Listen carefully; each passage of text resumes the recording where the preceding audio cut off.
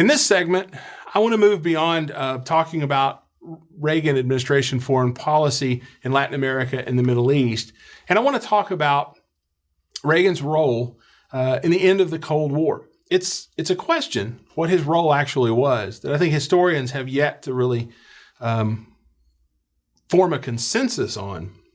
And that's what happens when you look at material that's just not that far in the past. We simply don't have the perspective, I think, to really know what's important, what's valuable, and even then, that's probably changed since 9/11 just a bit.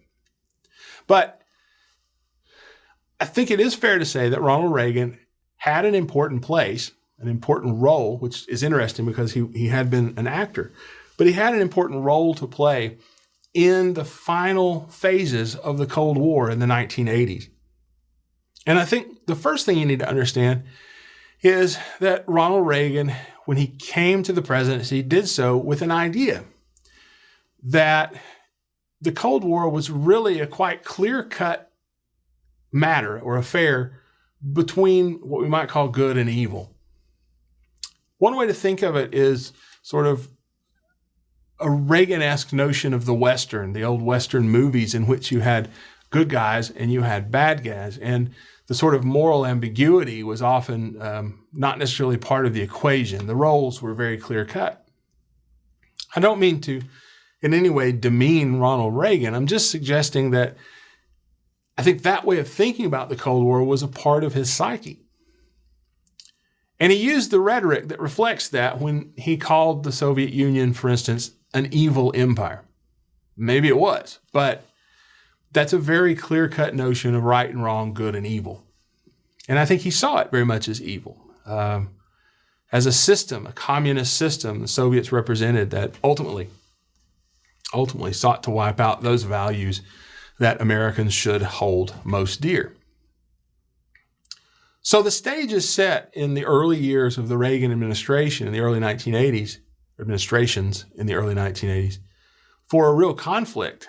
And Ronald Reagan doesn't help that, in that his rhetoric is tough, but his policies began leading the United States toward an arms buildup.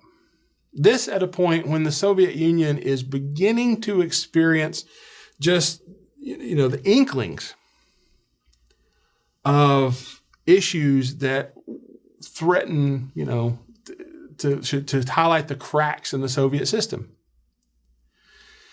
To give you an example, it's early in the 1980s, in fact, that we began to see demonstrations taking place in Poland.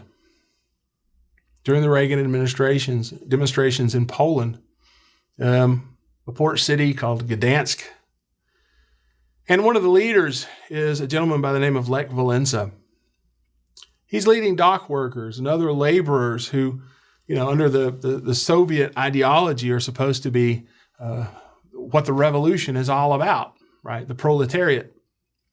But what they're arguing for are improved working conditions, freedoms that have been denied to them under the Soviet sort of allied Polish government. Reagan certainly rhetorically wants to support movements like Solidarity in Gdansk that, push the Soviet Union.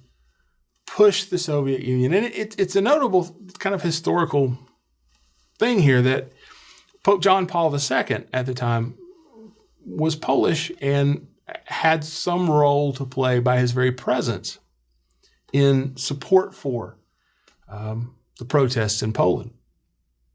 Margaret Thatcher, the British Prime Minister, who was extraordinarily friendly with Ronald Reagan, also sought to support the unrest in Poland, right on the borders with the Soviet Union. So we have these little incremental things happening.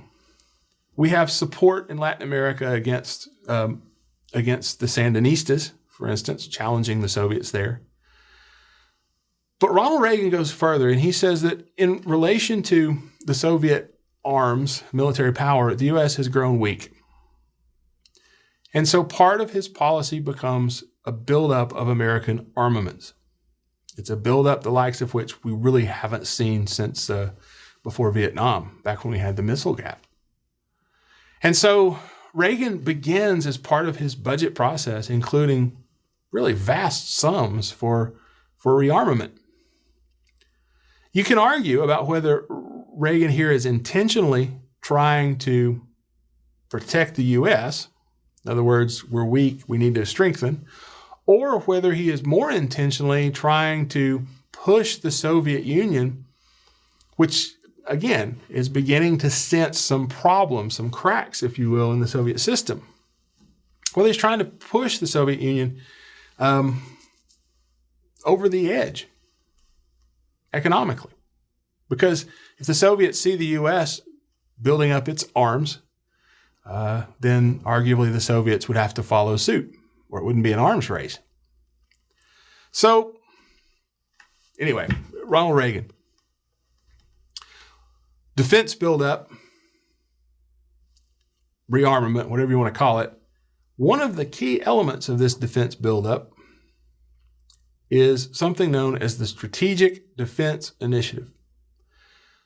Shortened version, SDI, or Star Wars, as it was sometimes called, after the movie Star Wars. What it included was the idea that the U.S. would use technology to build a protective shield over the United States. Lasers and sound waves and whatever else you could think of, because sound doesn't work too well in space, but who knows, maybe from the ground. In other words, we just try all kinds of things. But the idea was you develop technology that can protect the United States, especially from ICBMs, intercontinental ballistic missiles launched from the Soviet Union, or other threats. Now, that's sort of an issue in terms of the SALT I agreement, that you should build a defensive shield.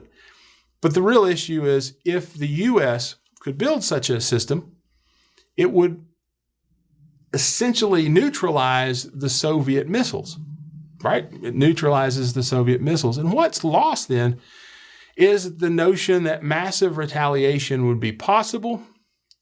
What's lost is deterrence, right?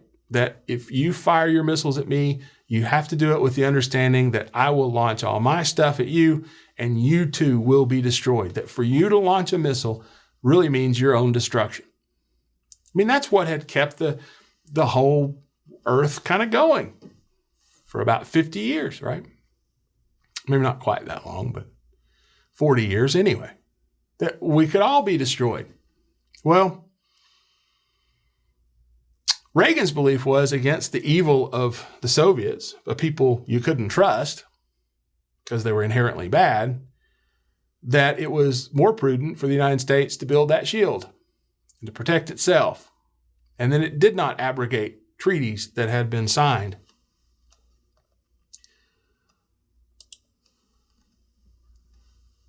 What's fascinating about the Reagan administration is that Reagan, this staunch, sort of hawkish figure, in other words, kind of seemingly pro-war to many of the peace groups in the U.S., who were just extraordinarily fearful of this arms buildup and what that would mean. This staunch anti-communist figure, Ronald Reagan, kind of like Nixon with China, would be the one to actually begin negotiations to reduce nuclear weapons with the Soviets. That's amazing. And that's where I'm going to pick up the story in just a second.